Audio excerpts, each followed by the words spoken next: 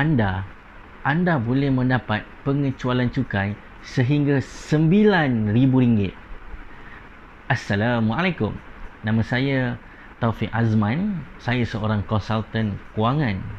Sebelum anda meneruskan untuk menonton video ini sampai habis, sila ataupun tolong untuk tekan button subscribe dan loceng supaya anda tidak ketinggalan ataupun boleh dapat notifikasi tentang video-video saya yang seterusnya.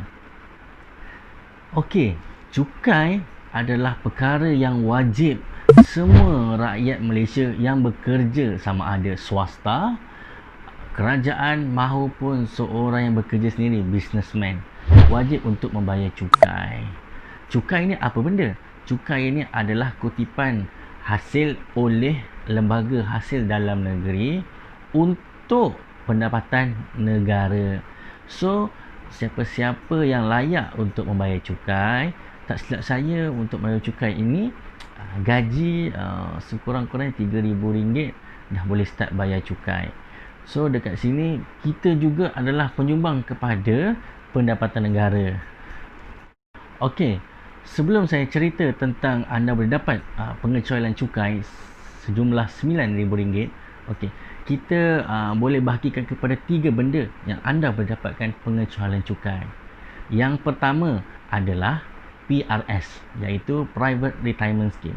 Private Retirement Scheme ni lebih kurang macam unit trust, kan? Dan kerajaan menyarankan untuk orang-orang yang bekerja supaya ada retirement fund. PRS ni lebih kurang dia macam EPF yang kedua lah, kerana kerajaan bimbang pecarum-pecarum EPF itu sendiri kurang ataupun jumlah dekat duit dalam EPF itu sendiri kurang apabila mereka bersara kelak. So dekat PRS ni kita sambil kita boleh menyimpan setiap tahun RM3,000 ataupun lebih, ataupun ikut kepada kemampuan anda boleh mendapat pengecualian sehingga RM3,000. So sambil menabung sambil dapat pengecualian cukai, tak rugi bukan?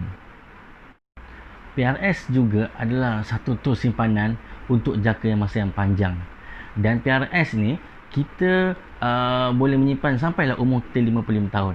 Kalau kita tak boleh keluarkan sebelum kita umur 55 tahun. So sebagai contoh, kalau kita buka akaun PRS RM3,000 untuk permulaan sebagai contoh, ataupun RM1,000, kita boleh top up untuk bulanan, setiap bulan 200 adalah untuk kita punya simpanan untuk persaraan. Lagi satu, PRS ni investment dia quite good, and then kita banyak instrumen simpanan PRS di Malaysia ini. Sebagai contohnya, kita ada banyak institut pengurusan dana yang mengawal selia untuk PRS untuk rakyat Malaysia, tak kisah sama ada Melayu, Cina, India, boleh untuk menyimpan di private retirement scheme. Dan PRS ini juga dia punya pulangan setahun pun untuk long term pun boleh dapat lebih 7%, 8%, malah untuk long term insyaAllah boleh capai double digit. Okey, pengecualian yang kedua adalah medical card ataupun kad perubatan. Seperti yang kita tahu, medical card ni dekat rakyat Malaysia dah sangat common dah, kan? Banyak institusi takaful. Kita jangan cerita pasal insurans, kerana insurans ni tidak patut syariah. Kita pergi ke takaful kerana bila kita orang Islam, kita wajib untuk memilih yang patut syariah. So takaful ni pun menyediakan medical card. Kita ada banyaklah dekat Malaysia ni company-company takaful.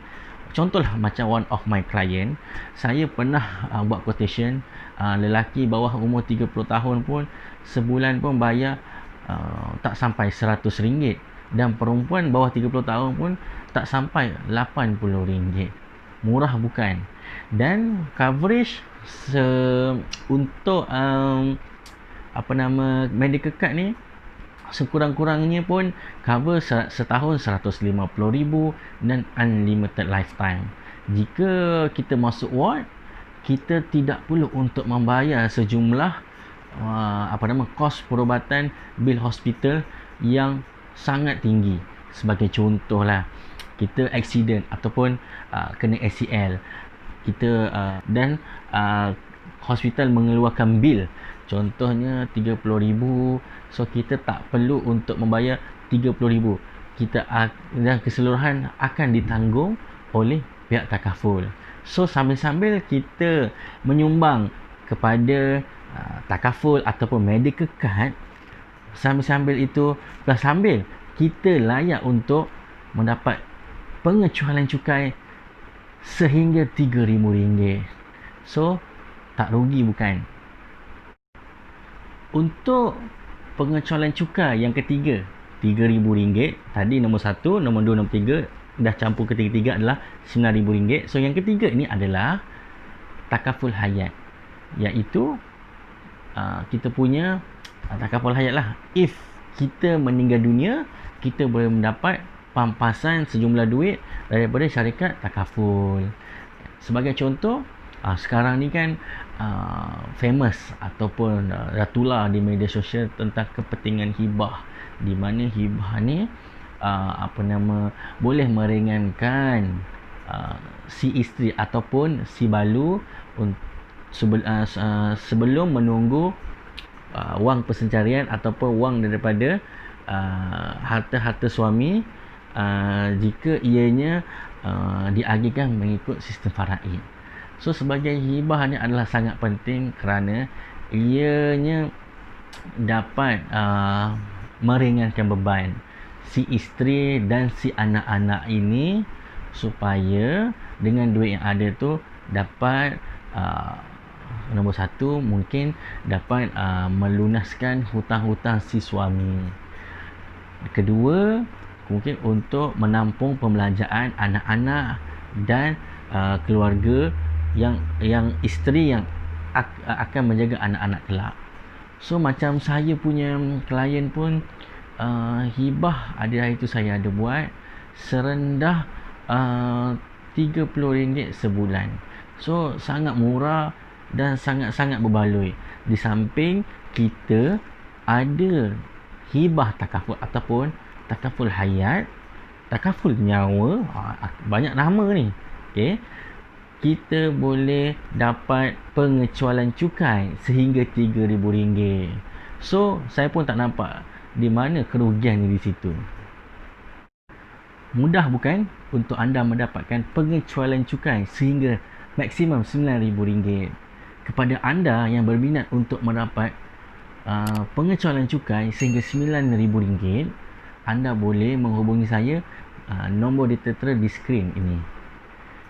So insyaAllah kita akan jumpa di next video. Assalamualaikum warahmatullahi taala wabarakatuh.